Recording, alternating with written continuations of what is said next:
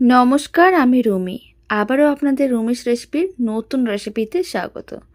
আজ আমি ১ কাপ আটা আর একটা সেদ্ধ আলু দিয়ে দারুণ এই রেসিপি বানানো দেখাবো। যা খেলে চপ সিঙ্গারার কথাও ভুলে যাবেন। খেতে এতটাই ভালো হয়। বানানোর জন্য খুব বেশি উপকরণ বা সময়ের প্রয়োজন পড়বে না। বাড়িতে থাকা মাত্র সামান্য কয়েকটা উপকরণ দিয়েই বানিয়ে নিতে পারবেন। আর খেতে ভীষণ ভালো হয়। অবশ্যই বাড়িতে একবার হলেও বানিয়ে দেখতে পারেন। রেসিপিটা শেষ পর্যন্ত দেখার জন্য অনুরোধ রইল। প্রথমে একটা বড় মিক্সিং বোল নিয়েছিলাম, তার মধ্যে মেজারিং কাপের 1 কাপ আটা দিয়ে দিলাম। অল্প করে একটু লবণ দিতে হবে, স্বাদ অনুযায়ী লবণ। আর আমি দিয়ে দিচ্ছি সামান্য পরিমাণ সাদা তেল, 1 চামচের মতন সাদা তেল দিয়েছি। এখন সমস্ত উপকরণগুলোকে খুব ভালো করে মিশিয়ে নিতে হবে। এইভাবে আটায় খুব ভালো করে ময়ম দিতে হবে। আমি রেসিপিটা আটা দিয়েই বানাচ্ছি। আটা দিয়ে বানালে খেতে অনেক বেশি ভালো হয়, বা অনেকে ময়দা খেতে চান না, তাই আটা দিয়ে অবশ্যই বানিয়ে দেখবেন, খেতে ভীষণ ভালো হবে। খুব ভালো করে সমস্ত উপকরণগুলোকে মিশিয়ে নিয়েছিলাম। এবার অল্প অল্প জল দিয়ে একটা ডো রেডি করতে হবে। এখানে আমি রুম টেম্পারেচারের জলই নিয়েছি, কোনো রকম ঠান্ডা বা গরম জল নিইনি। আর এইভাবে অল্প অল্প জল দিতে হবে আর ডোটা রেডি করতে হবে। খুব বেশি নরম বা টাইট করে ডোটা রেডি করা যাবে না। রুটি বা পরোটার জন্য ডোটা ঠিক যেরকম করে রেডি করি ঠিক সেইভাবেই ডোটা রেডি করতে হবে। অল্প অল্প জল দিয়ে খুব ভালো করে মেখে ডোটা রেডি করে নিয়েছিলাম। আপনারা দেখুন মিক্সিং বোল থেকে পুরো আলাদা হয়ে গেছে ডোটা। এখন একটা ছোট্ট টাইপের বোল নিতে হবে, বা বাটি যে কোনো ধরনের কিছু নিতে পারেন। তার মধ্যে একটা সেদ্ধ আলু নিতে হবে। আর সেদ্ধ আলুটাকে চামচ দিয়ে এইভাবে ছোটো ছোটো টুকরো করে ভেঙে দিচ্ছি, কারণ আলুটা একটু গরম ছিল, তাই আমি একটু এভাবে ভেঙে দিলাম। সেদ্ধ আলুটা ভালো করে ভেঙে নেওয়ার পরে স্বাদ অনুযায়ী লবণ দিয়ে দিলাম। আর দিয়ে দিচ্ছি সামান্য কিছুটা কুচনো ধনেপাতা। আর অল্প করে একটু চিলি ফ্লেক্স দিয়ে দিচ্ছি। চিলি ফ্লেক্স না থাকলে কুচনো কাঁচা লঙ্কা দিতে পারেন, ঝাল কম বেশি করতে পারেন। আর অল্প করে একটু গরম মশলার গুঁড়ো দিতে হবে। তারপর সমস্ত কিছু একসঙ্গে ভালো করে মিশিয়ে নিতে হবে। প্রথমে আলুর টুকরোগুলো চামচটা দিয়ে এইভাবে একটু ম্যাশ করে নিচ্ছি। তারপর সমস্ত মশলাগুলো একসঙ্গে মিশিয়ে নিতে হবে।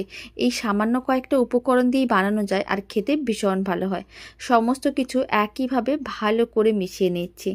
আর এইভাবেই আলুর পুরটা রেডি করতে হবে। আলুর পুরটা দিয়ে এই রেসিপিটা বানালে খেতে ভীষণ ভালো হয়। তবে এখানে আমি আলুর পুর দিয়েছি, আপনারা চাইলে আলুর পুরের সঙ্গে অল্প করে একটু পনিরও গ্রেট করে দিতে পারেন যদি মন চায়। এখন আরেকটা ছোট্ট টাইপের বোল নিয়েছি, মিক্সিং বোল। তার মধ্যে অল্প করে একটু আটা দিলাম, 50 থেকে 60 গ্রামের মতন। আর বেশ কিছুটা পরিমাণ জল দিতে হবে। আর অল্প করে একটু কুচনো ধনেপাতা দিতে হবে, স্বাদ অনুযায়ী লবণ দিতে হবে। অল্প করে একটু চিলি ফ্লেক্স দিয়ে দেবো, এতে দেখতে খুব সুন্দর লাগবে। সমস্ত কিছু খুব ভালো করে মিশিয়ে এরকম একটা পাতলা ব্যাটার রেডি করতে হবে। আপনারা দেখুন খুব ভালো করে এইভাবে মিশিয়ে নিতে হবে।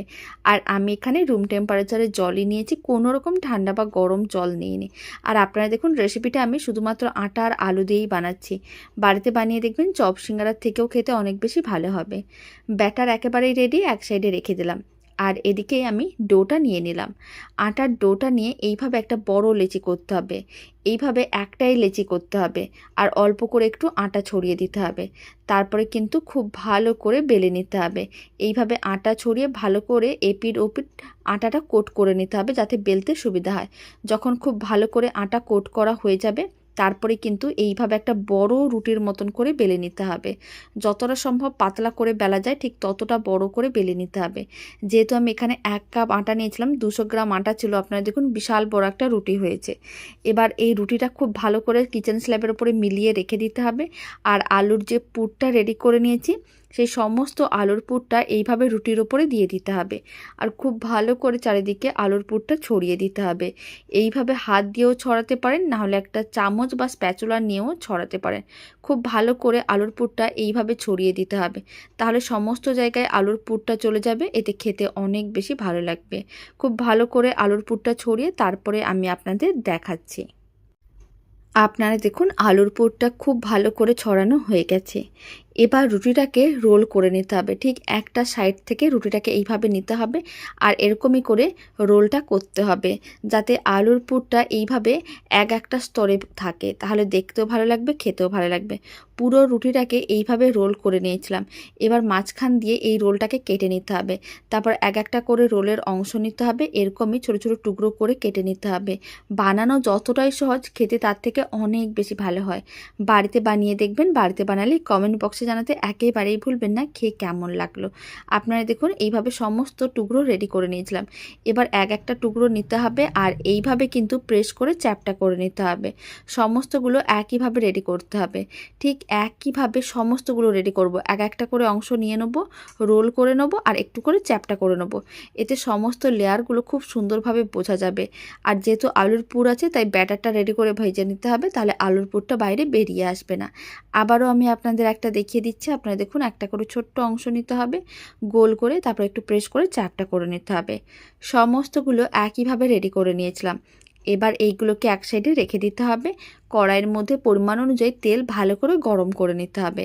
যখন দেখবেন তেল খুব ভালো করে গরম করা হয়ে গেছে, তারপরে যে মিশ্রণটা আমি রেডি করে নিয়েছিলাম, সেই মিশ্রণের মধ্যে এইভাবে একটা করে দিয়ে দিতে হবে আর ভালো করে কোট করে তারপরে গরম তেলের মধ্যে দিয়ে দিতে হবে। এইভাবে দিলে আলুর পুরটা আর বাইরে বেরিয়ে আসবে না, দেখতেও ভালো লাগবে, খেতেও অনেক বেশি ভালো হবে, অনেক বেশি মুচমুচে হয়। আর একবার বাড়িতে বানালে যখনই মন চাইবে বানিয়ে নিতে পারবেন, এত বানানো সহজ। আপনারা দেখুন একইভাবে কয়েকটা আমি দিয়ে দিচ্ছি, একসঙ্গে সমস্তগুলো দেওয়ার দরকার নেই। এইভাবে 5-6টা করে দিয়ে দেবেন, তারপর উল্টে পাল্টে লাল লাল করে ভেজে নিতে হবে। ফ্লেমটা মিডিয়াম টু হাইতে রেখেছি। এইগুলো ভাজতে খুব বেশি সময়ের প্রয়োজন পড়বে না, মোটামুটি 5 মিনিটের মধ্যে এইগুলো বেশ উল্টে পাল্টে লাল লাল করে ভাজা হয়ে যাবে। যখন দেখবেন বেশ লাল লাল করে ভাজা হয়ে গেছে উল্টে পাল্টে, তারপরে কিন্তু তুলে যে কোনো একটা সার্ভিং প্লেটের মধ্যে সার্ভ করে নিতে হবে। আপনারা চাইলে অল্প একটু টমেটো কেচাপ দিয়েও খেয়ে দেখতে পারেন, দারুণ লাগবে। আর না হলে চা কফির সঙ্গেও সার্ভ করে দেখতে পারেন, খেতে বেশ ভালো লাগবে। যেগুলো লাল লাল করে ভেজে নিয়েছি, তুলে আমি একটা প্লেটের মধ্যে রেখে দিচ্ছি। আর বাকি যেগুলো আছে সেগুলো একইভাবে ভেজে নিতে হবে। কড়াইতে তেল যে গরম হচ্ছিল, সেটা ফ্লেমটা এখন মিডিয়াম টু লোতে করে দিতে হবে। তারপর একটা করে নিতে হবে, ব্যাটারের মধ্যে ভালো করে কোট করে নিতে হবে, তারপরে কিন্তু গরম তেলের মধ্যে দিয়ে দিতে হবে। আর সমস্তগুলো একইভাবে রেডি করতে হবে, 2-3 ব্যাচে এইভাবেই ভেজে নিতে হবে। আপনারা দেখুন 1 কাপ আটা আর একটা সেদ্ধ আলু দিয়ে কতগুলো রেডি করা গেছে, আর কত কম খরচেই রেডি হয়ে যায়। তাই দেরি করবেন না, বাড়িতে একবার বানিয়ে দেখুন, খেতে ভীষণ ভালো হয়। সিঙ্গারা বা চপ খেতে মনও চাইবে না এই খাওয়ার পরে। আরও বেশ কয়েকটা গরম তেলের মধ্যে দিয়ে দিলাম।